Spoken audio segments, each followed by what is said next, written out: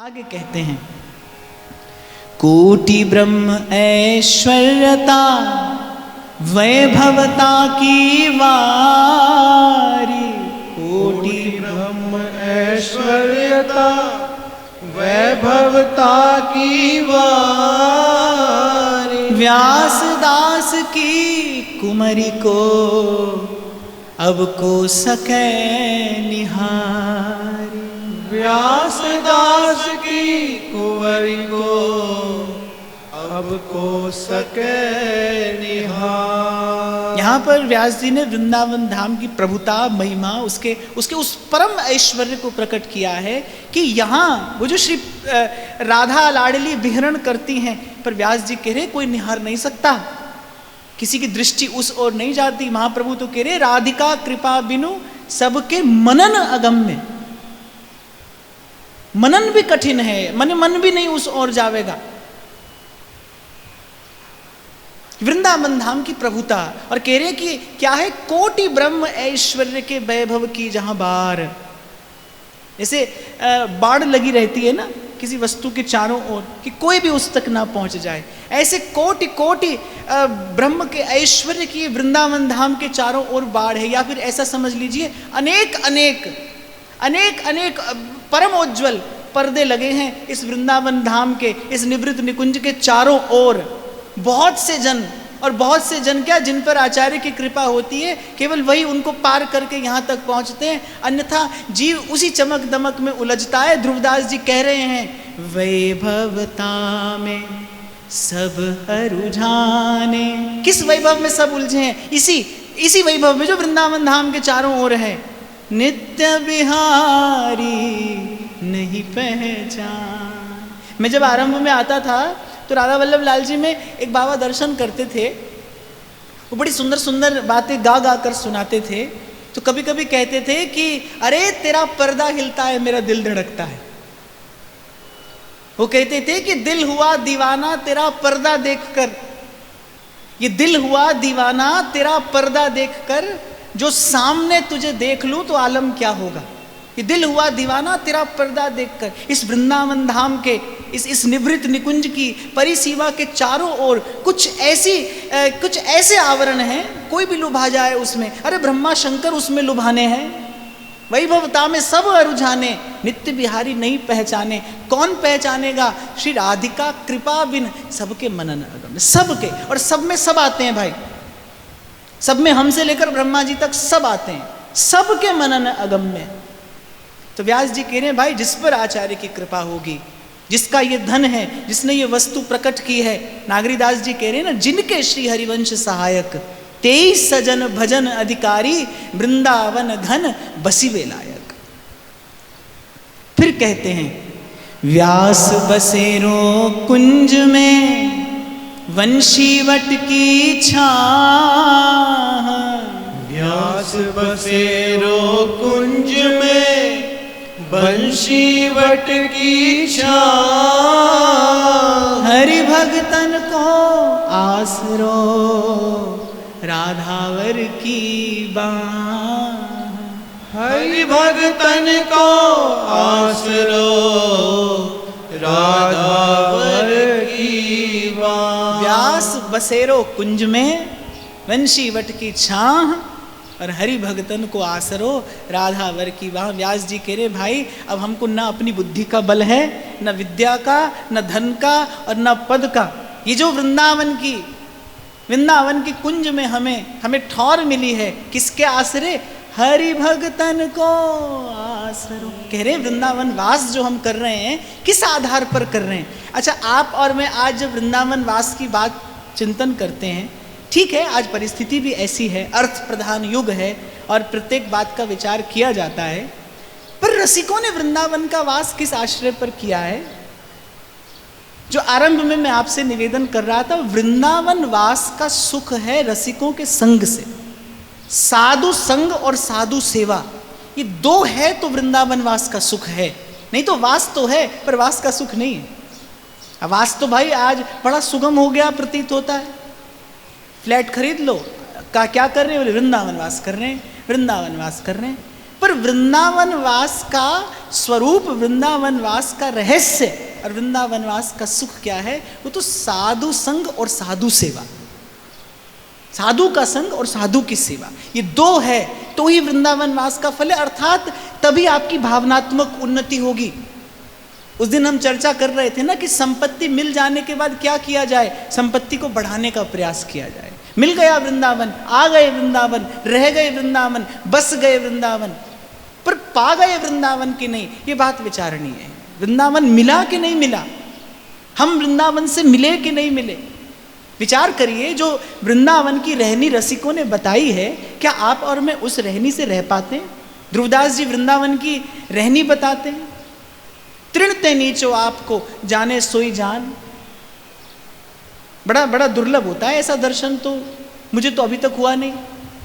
जब तृणते नीचो आपको वृंदावन यही विधि बसे, तज के सब अभिमान, तृणते नीचो आपको जाने सोई जान। और कभी कभी तो भजन करने वाले के जीवन में अभिमान और बढ़ा हुआ देखा जाता है, भजन का ही अभिमान हो जाता है बाप, भजन का ही दम बोने लगता है। व्यक्ति किसी को कुछ जानता नहीं, किसी को कुछ गिनता नहीं, हमसे छूना मत, हमको देखना मत, हमसे बोलना मत, ये सब क्या है भाई? ये भजन का दंभ ही है, ये भजन का दंभ है। नहीं तो वस्तुतः भजन का मंगलाचरण तो सब सोहित निष्काम मति, सब जीवन सो प्रीत, रीत निबाहत आपनी, श्रवण कथन प्रतीत, यह जो कृपा हरिवंश की। दूजे तीजे जो जुरे साक पत्र कछु आई, कौन रहेगा वृंदावन भाई ऐसे?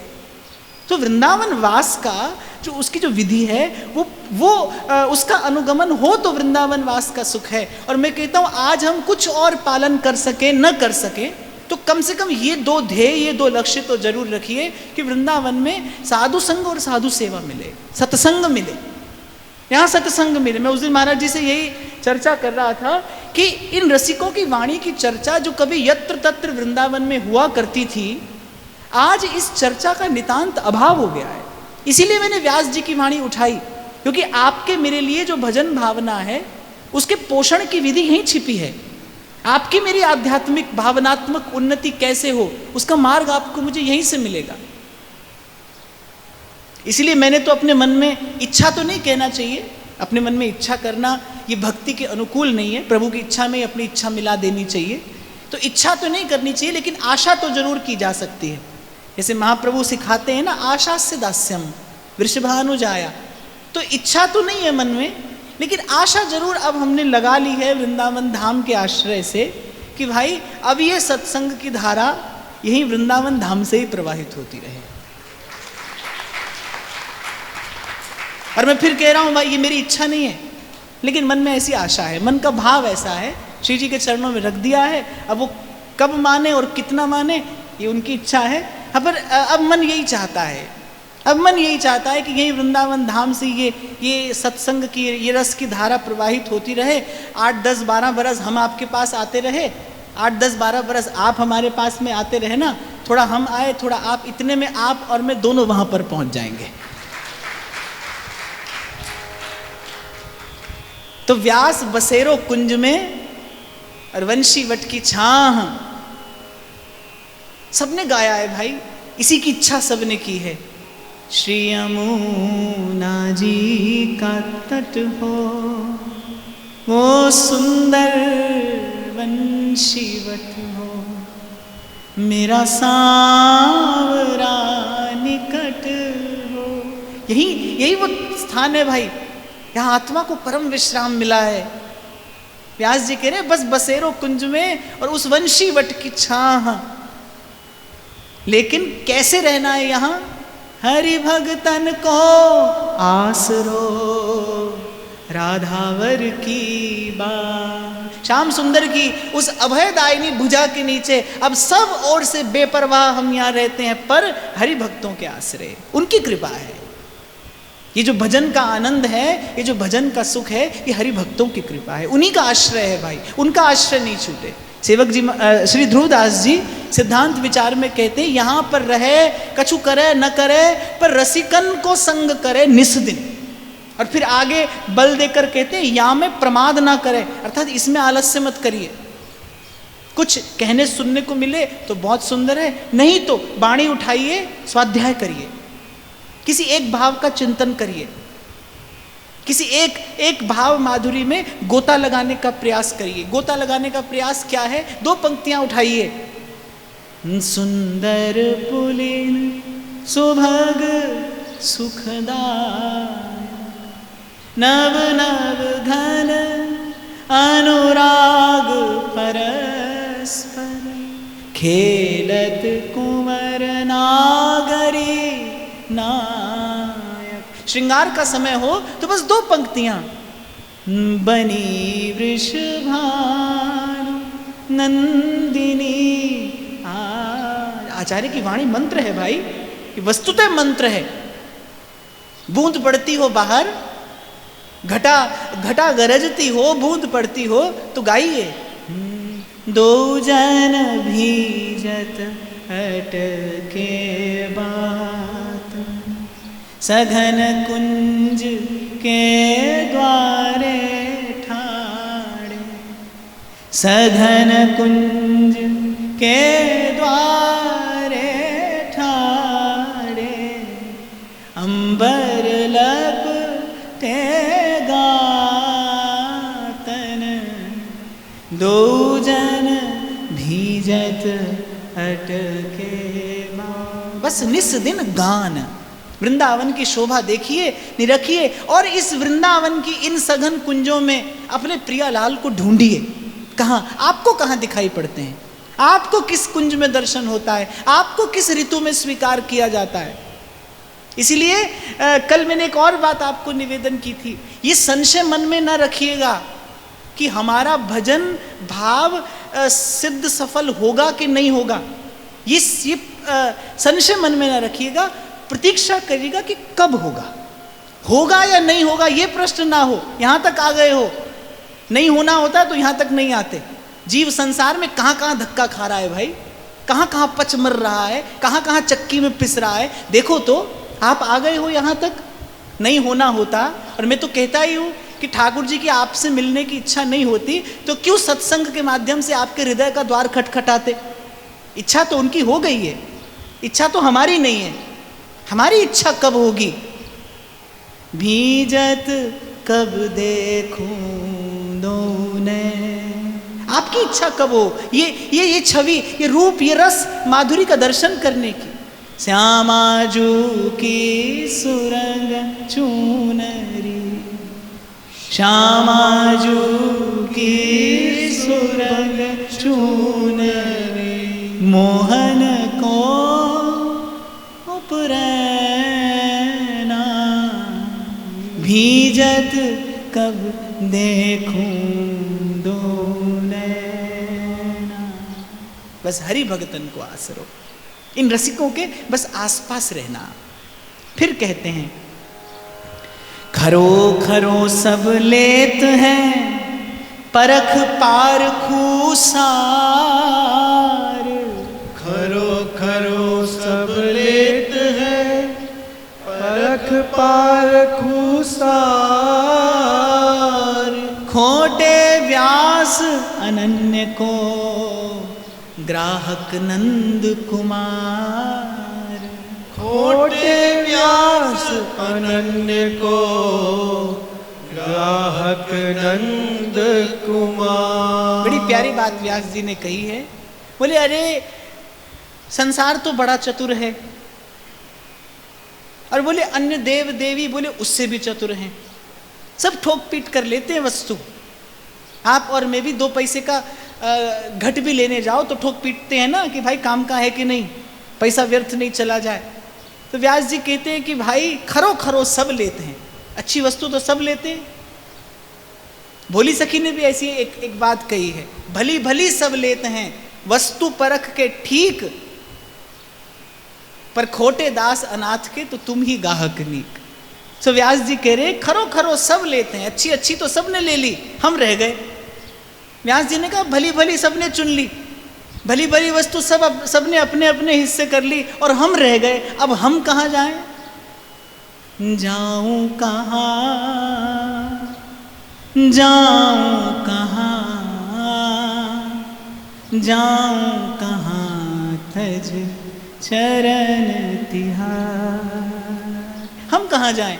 तो व्यास जी कह रहे खोटे व्यास अनन्य को ग्राहक नंद कुमार। बोले हम जैसे खोटे का ग्राहक तो एक ही है, और वो है ये नंद का कुमार, ये नंद का सुवन, ये नंद सुत है जो हम जैसे खोटे को भी अपनाता है, हम जैसे खोटे को भी खड़ा कर दिया। एक यही है जो पात्र अपात्र का विचार नहीं करता।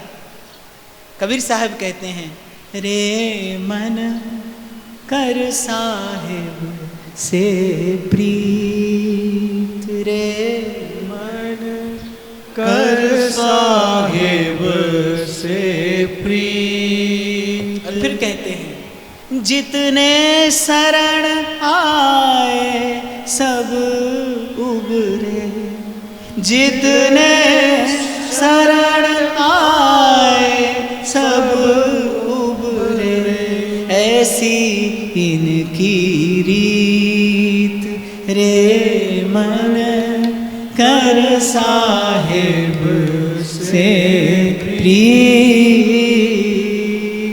और तुलसी बाबा तो ये भी कहते हैं अस प्रभु छाड़ भजहि जे आना, ते नर पशु बिन पूछ समाना। बोले ऐसे प्रभु को छोड़कर कहीं कोई और देखे, किसी और का भजन करे तो कहते धिक्कार है, उसके मनुष्य होने पर धिक्कार है। पशु पंछी ताको समय मानत अपनो राय, ऐसो को उदार जग माही। बिरद हेतु पुनीत परिहर पामरन पर प्रीत। मेरे सूरदास जी तो कहते हैं सूर क्रूर इस लायक नाही, कहाँ लग करूं बड़ाई हरे कृष्णा, कहाँ लग करूं बड़ाई, कहाँ लग करूं बड़ाई, सबसे ऊंची प्रेम सगाई, सबसे ऊंची प्रेम सगाई। अच्छा, व्यास जी की ओट में मैं भी एक बात कह दूं, सबने माना है और गाया भी है कि सबसे ऊंची प्रेम सगाई। इस जीवात्मा का जो अंतिम विश्राम है, परम विश्राम है, वो क्या है? प्रेम है। एक बार विचार करो कि क्या श्री कृष्ण के अतिरिक्त किसी से प्रेम किया जा सकता है? कोई है जो आपके प्रेम को यथावत स्वीकार करने को प्रस्तुत हो? कहते हैं कि जब कन्हैया एक बार ब्रिजवासियों को ले गए बैकुंठ में कि चलो एक बार अपने वैकुंठ धाम का भी मैं इन्हें दर्शन करा दूं, तो अब वहां ब्रिजवासियों को दर्शन हो रहा है चतुर्भुज स्वरूप कन्हैया का। अब ब्रिजवासी जैसे ही कन्हैया कन्हैया कहते दौड़कर जाने लगे तो द्वारपालों ने रोक दिया। वैकुंठ में तो मर्यादा है, वहां तो केवल प्रभु की पाद पीठ को दूर से प्रणाम किया जा सकता है। अब ब्रजवासियों को तो अभ्यास कुछ और है। गोपी ने कहा उद्धव से, अरे भुज भर भेटो श्याम सुंदर को कीने चीने भोग। अरे तू जिसे हृदय में ध्यान करने की बात कह रहा है, अरे उसे तो हमने अपने हृदय से लगाया है, उसे तो इन बाहों में भरा है हमने, उसे तो हृदय से लगाया है, उसका आलिंगन किया है, उसका मुख चूमा है हमने प्रेम से। तू हमें बहुत दूर से ध्यान करने के लिए कह रहा है। तो ब्रजवासियों ने बड़े दूर से जब देखा और लपक कर जब जाने लगे, अरे यहाँ तो कन्हैया के 4-4 हाथ दिखाई पड़ रहे हैं रे, तो जब दौड़ कर जाने लगे तो जय विजय ने रोक दिया। अब वहाँ तो मर्यादा है। तो ब्रजवासियों ने कहा भैया हमको हमारो 2 हाथ वालों कन्हैया ही बहुत है, ये 4 हाथ वालों हमको चाहिए ही ना है, और 2 ही हाथ बहुत है हमको तो। और श्री राम के दरबार में आप जाएं वहां तो भाई घोर मर्यादा है, वो तो मर्यादा पुरुषोत्तम है, शील निधान है, उनके सन्मुख तो आपको उसी स्वरूप से जाना पड़ेगा। अब किसी को लगेगा कि आप अपने इष्ट का पक्षपात करते, पर ऐसा ही है भाई, भक्ति कर सकते हैं आप सबकी, प्रेम नहीं कर सकते। कान पकड़कर दो गाली देने का मन हो प्रेम से, दे सकते हो किसी को? श्री कृष्ण के अतिरिक्त कहीं और ऐसी व्यवस्था, ऐसी सुविधा उपलब्ध है? कहीं पर भी नहीं हो तो बताओ, कहीं नहीं दे सकते आप। प्रेम का पूर्ण परिपाक जो है वो केवल इन्हीं चरणों में संभव है, केवल इन्हीं चरणों में। श्री कृष्ण पूर्ण पुरुषोत्तम क्यों है? क्यों श्रीमद् भागवत जी कह रही है एतेश चांस कला पुंसः कृष्णस्तु भगवान स्वयं? क्यों? क्योंकि यहां पर प्रेम की अंतिम परिणति है, यहां पर प्रेम का पूर्ण परिपक्व रूप सुदर्शनीय है।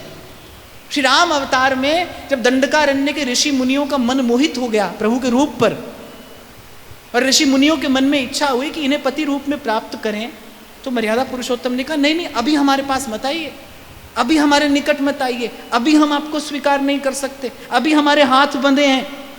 अरे ऋषि मुनियों ने कहा आप तो भगवान है, आपके हाथ भी बंधे हैं, आप सर्वतंत्र स्वतंत्र हैं। तो प्रभु मुस्कुराए, बोले अब की बार तो मर्यादा से हमारे हाथ बंधे हैं, सर्वतंत्र स्वतंत्र होकर तो हम अगले अवतार में आएंगे, तब हम सबको स्वीकार करेंगे। जो लेकर आएगा, गाली लेकर आए तो भाई उसे भी स्वीकार करेंगे। बहुत गाली खाई है कन्हैया ने, तो जी भर के गाली खाई है ब्रजवासियों की, और ब्रज के संत तो कहते ही यही है कि भाई जब स्तुति सुन सुनकर मन भर गया तो बोले चलो प्रेम से गाली खाकर आते हैं, उसका स्वाद भी लेकर आते हैं। कहने का तात्पर्य यह है कि प्रेम यहां पर संभव है। मैं फिर कहूंगा, पूजा आप किसी की भी करिए, आप कर सकते हैं, भक्ति भी आप कर सकते हैं, नारायण की भक्ति करिए, श्री राम के चरणों की परम भक्ति करिए, पर जब बात प्रेम की आएगी ना, जब वो हृदय में प्रतिपल तरंगायित वो चंचल सा पर अति सुंदर सा वो जो भाव है, उसकी स्वीकृति कहीं नहीं है, वो केवल यहीं पर है, केवल यहीं। श्रृंगार करके आते हैं कन्हैया, गोपी पहले तो नचाती है, और नचाती भी कैसी वस्तु के लिए? छछिया और छाछ पर, थोड़ी सी छाछ के लिए नचाती है। नाचते नाचते कन्हैया हो जाते हैं श्रमित, गात हो जाता है प्रस्वेद से लथपथ, पसीने से लथपथ गात है। मैया ने जो सुंदर पत्रावली की है वो सब पत्रावली बहे जा रही है। गोपी कह रही है कि अरे ला मैं तेरो सिंगार बिगड़ गो, ला मैं नेक दोबारा बनाए दूं। कन्हैया कहते हैं हाँ बनाए दे। और गोपी क्या करती है, वहीं आंगन की रज लेकर और बस कन्हैया के मुख पर और आड़े टेढ़े से कुछ चित्र बना देती है, कहती ले है गो तेरो सिंगार। लोभ भी देती है तो किस वस्तु का देती है?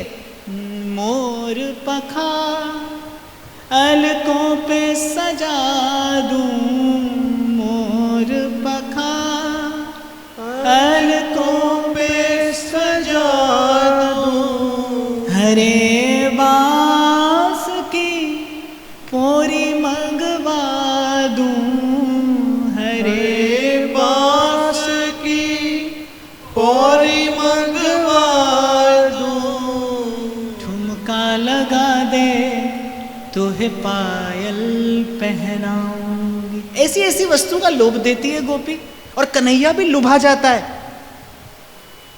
देखो मेरी बात को अन्यथा मत लेना, हृदय से तो श्री राम भी लगा लेते हैं हनुमान जी को, भरत जी को, लखनलाल जी को, सुग्रीव को, विभीषण को, पर वहां पर प्रभु की इच्छा है। जब तक प्रभु की इच्छा नहीं है सामने वाला ऐसा साहस नहीं कर सकता। प्रभु चाहे तो उठाकर लगा ले, पर यहां पर कोई कन्हैया की इच्छा की प्रतीक्षा नहीं कर रहा है। यहाँ तो कन्हैया की इच्छा नहीं है तो भी गोपी खींच लेगी कान, अरे यहाँ पे आ, कहाँ जा रहा हो? देख मेरी तो सुन ले, देख मेरी बात तो सुन। और अपनी बात कहते कहते गाल खींच देगी, कटी पे थोड़ी सी चिकुटी काट देगी। जब गोपांगनाएं जाती थी यशोदा मैया के पास शिकायत लेकर कि तेरे लाला बहुत ऊधम करे मैया, तो कन्हैया कहता है अरे मैया मैं तो कहा बताऊं जी, मेरे साथ कैसो कैसो ऊधम करें, मोए तो तेरे आगे कहवे में लाज आवे, मैं तो कहूँ ना सकूँ तो जी मोते कैसी कैसी बात करे, कैसो कैसो ऊधम करे मेरे संग में। ये सुविधा आपको कहीं अन्यत्र नहीं मिलेगी, ये दर्शन अन्यत्र नहीं होगा। यहाँ कोई तारतम्य नहीं भाई, वो उसी प्रभु की लीला है, उसी प्रभु की व्यवस्था है, और मैं कहूँगा उसी प्रभु की इच्छा है। प्रेम प्रभु के रूप में श्री कृष्ण प्रकट है। हृदय का प्रेम, उसका परिपाक, उसका पूर्ण प्रफुल्लित स्वरूप अगर कहीं पर निवेदन किया जा सकता है तो वो यहाँ किया जा सकता है। सो व्यास जी कहते हैं खरो खरो सब लेत हैं परख पारखू सार। पर हम जो सब ओर से हीन हैं, सर्व साधनहीन हैं, खोटे दास अनन्य को ग्राहक नंद कुमार। फिर कहते हैं व्यास बड़ाई और की मेरे मन धिक्कार। व्यास बड़ाई और की मेरे मन धिक्कार। रसिकन की गारी भली ये मेरो सिंगार। रसिकन की गारी भली ये मेरो सिंगार। अब व्यास जी बड़े यशस्वी महापुरुष थे ना, जाने कैसे कैसे स्वर्ण पर अंकित प्रशस्ति पत्र व्यास जी ने अपने जीवन में अर्जित किए। दिग दिगंत में व्यास जी की कीर्ति, परम यशस्वी महापुरुष। पर जब वृंदावन आए और वृंदावन का रस पिया, वृंदावन का रस चखा, और फिर अपने जो पूर्व जीवन का चिंतन करते हैं तो कह रहे मेरे मन धिक्कार। बोले जो संसार से हमको मान प्रतिष्ठा मिली उसका चिंतन करके बोले अब तो अपने मन को धिक्कारने का मन करता। अरे मन तो उस वस्तु की कामना करता था, अरे मन तो उस वस्तु की इच्छा करता था।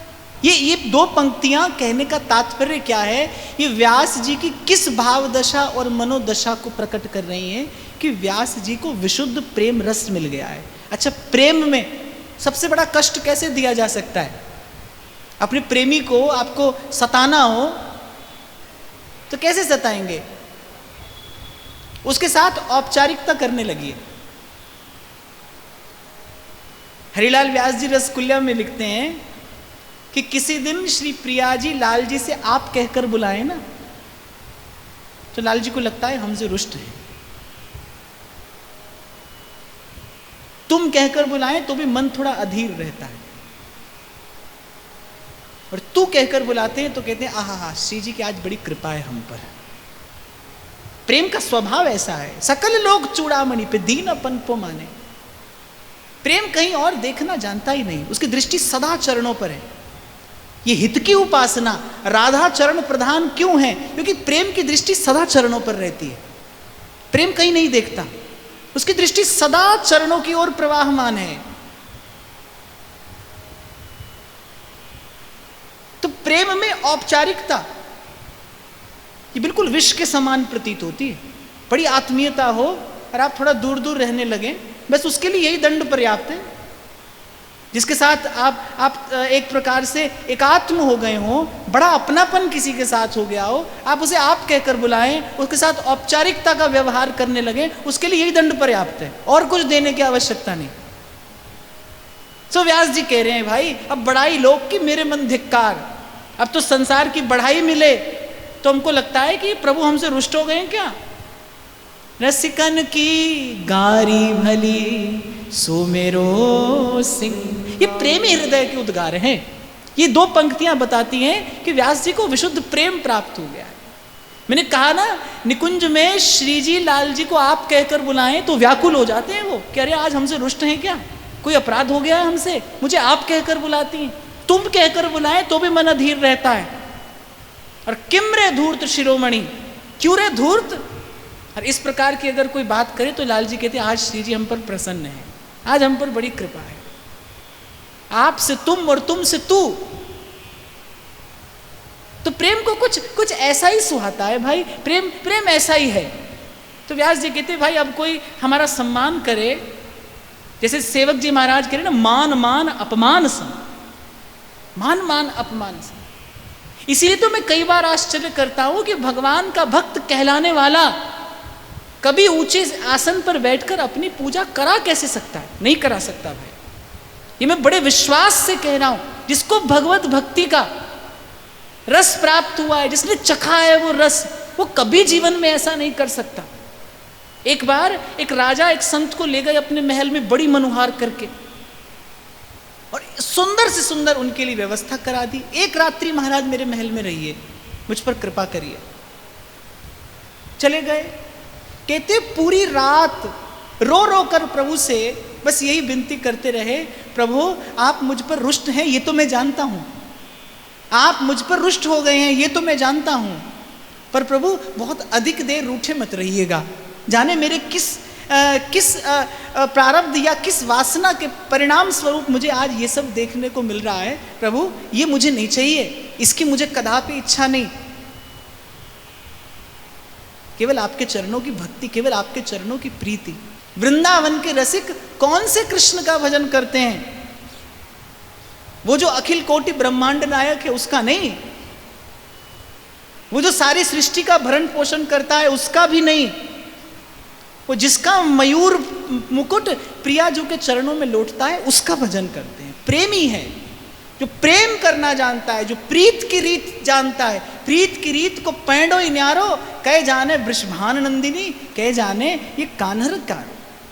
अरे भक्ति विराजमान होती है इस दैन्य पर, और जन्म जन्म के साधन का परिणाम दैन्य है, जन्म जन्म की साधना का प्रसाद दैन्य है। ये विनम्रता, ये विनय, इसमें परम सुख है भाई, यही परम सुख है। यही प्राप्त होने पर प्रेम की रसानुभूति जीव को होती है और ईश्वर को भी होती है।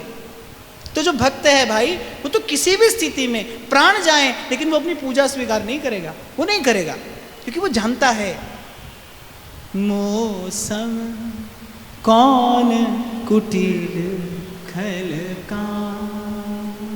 वो जानता है कि इसी संसार का विषय मैंने जन्म जन्म भोगा है, इसी संसार के बंधन में मैं भी जन्म जन्म से बंधा रहा हूं। अरे आज उसकी कृपा से ये सेवा और सुमिरन का सुख मिल रहा है, और कृतज्ञ हो जाना चाहिए, और विनम्र हो जाना चाहिए। अरु अपनी प्रभुता नहीं सहे, तृणते नीच अपन को कहे। सेवक जी कह रहे अपनी प्रभुता नहीं सहे।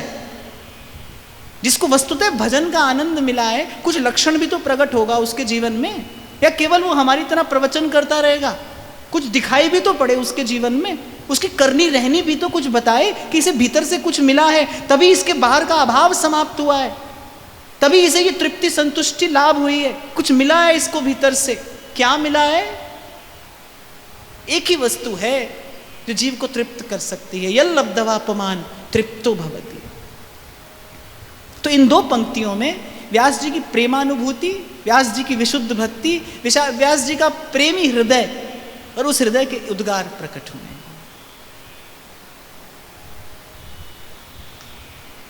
आगे कहते हैं, वृंदावन को वास कर छाड़ जगत की आस।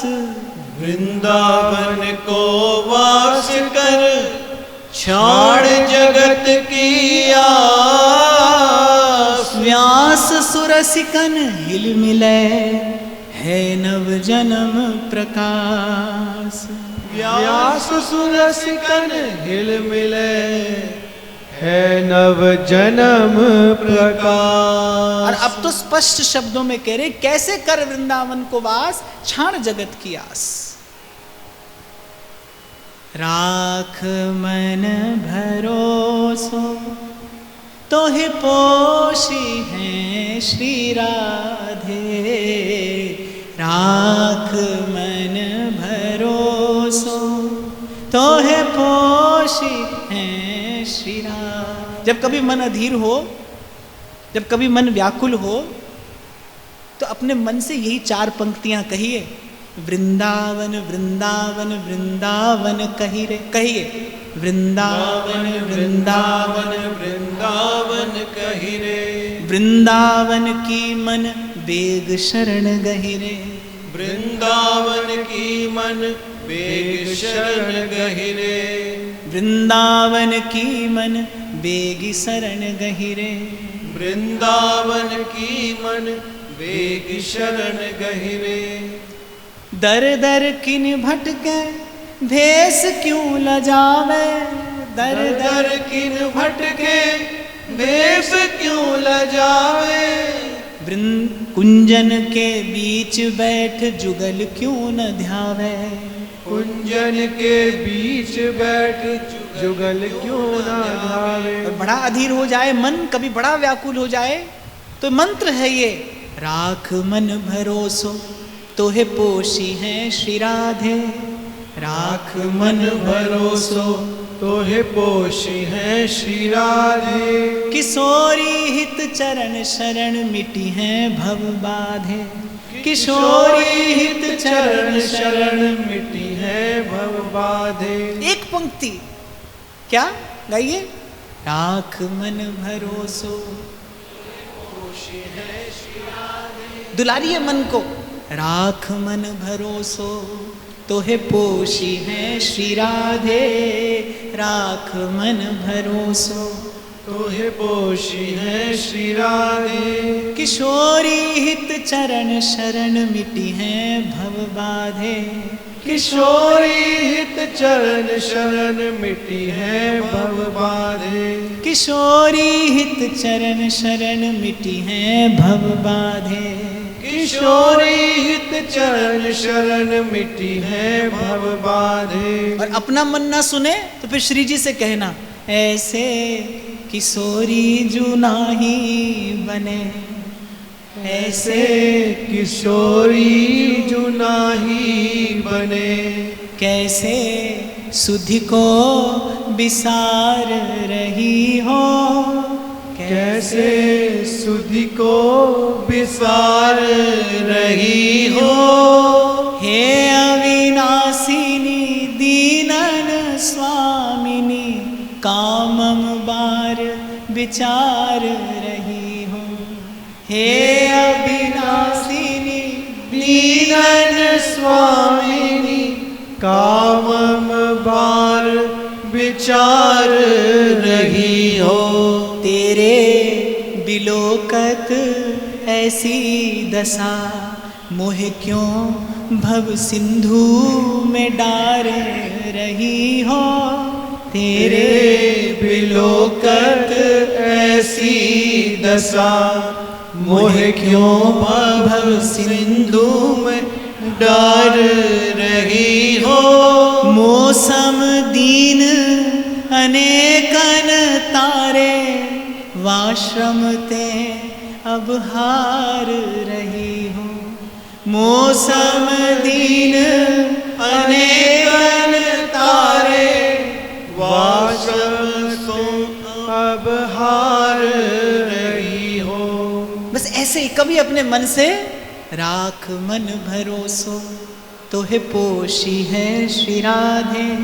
किशोरी हित चरण शरण मिटी है भव बाधे। और कभी मन नम न सुने आपकी तो फिर श्री जी से कहना, ऐसे लड़े तीजू नाही बने। कैसे सुधि को विसार रही हो।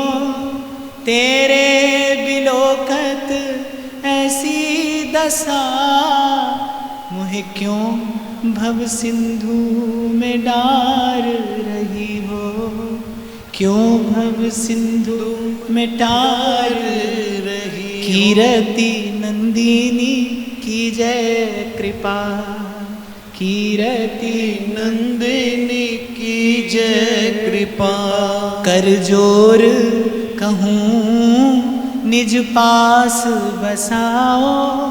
कर जोर कहूँ निज पास बसाओ। बस इतना ही आपसे चाहते हैं, लाडली हम तो तुम्हारे दास हैं और रहना चाहते बस पास हैं। यही तो व्यास जी ने कहा, बस मन मधुव्रत होकर बस श्री जी के चरण कमलों के आसपास मंडलाता रहे। यही वृंदावन का रस भजन है भाई। और याते परे न और कोई भजन न और कोई सुख। तो वृंदावन को वास कर और छाड़ जगत की आस। कठिन समय आएगा, कठिन घड़ी आएंगी, कठिन क्षण आएगा, पर के तो अपने मन को ढाढ़स बंधाना और के श्री जी की ओर देखकर उनके स्वभाव का बल लेकर उनको पुकारना। पर छाड़ जगत की आस। पुरुष सोई जो पुरीश सम छाण भजे संसार। अब आ गए हो तो फिर केवल श्री जी की ओर देखना, दृष्टि श्री जी पर रहे।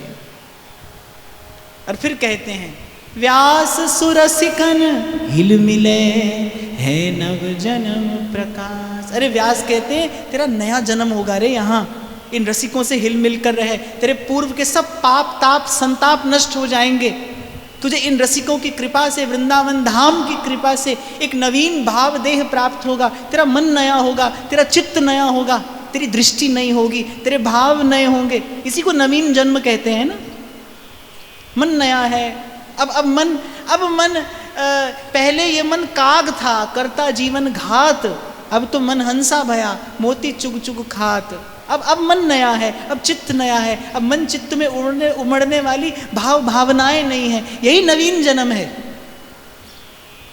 तो व्यास जी कह रहे वृंदावन का वास कर और इन रसिकों के संग हिलमिल कर रहे, तेरे पाप ताप संताप होते होते हो जाएंगे नष्ट और नवीन जन्म होगा तेरा।